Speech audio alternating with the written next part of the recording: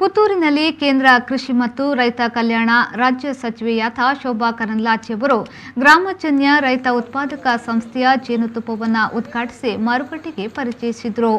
ಗ್ರಾಮಜನ್ಯ ಸಂಸ್ಥೆ ಕೃಷಿಕರು ಆರ್ಥಿಕವಾಗಿ ಸದೃಢರಾಗಬೇಕು ಎಂಬ ಉದ್ದೇಶದಿಂದ ಪ್ರಧಾನಮಂತ್ರಿಯವರ ಆತ್ಮನಿರ್ಭರ ಭಾರತ ಪರಿಕಲ್ಪನೆಯಂತೆ ಪುತ್ತೂರಿನಲ್ಲಿ 2020ರಲ್ಲಿ ಆರಂಭಿಸಿದ ಸಂಸ್ಥೆ ಗ್ರಾಮಜನ್ಯ ರೈತ ಉತ್ಪಾದಕ ಸಂಸ್ಥೆ.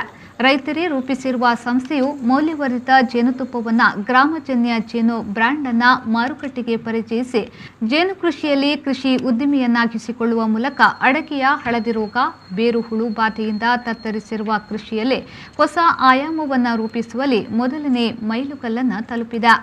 ಈ ಸಂದರ್ಭದಲ್ಲಿ ಪುತ್ತೂರಿನ ಶಾಸಕರಾದ ಸಂಜೀವ ಮಠಂದೂರು, ಗ್ರಾಮಜನ್ಯದ ಅಧ್ಯಕ್ಷರಾದ ರಾಮಕೃಷ್ಣ ಭಟ್ ಕುರುಂಬುಟೇಲು, ನಿರ್ದೇಶಕರಾದ ಮೂಲಚಂದ್ರ ಕೆ, ಶಂಕರ್ ಭಾರದ್ವಾಜ್, ರಾಮಪ್ರತೀಕ ಕರಿಯಾಲ, ನಂದನ್ ಉಪಸ್ಥಿತರಿದ್ದರು.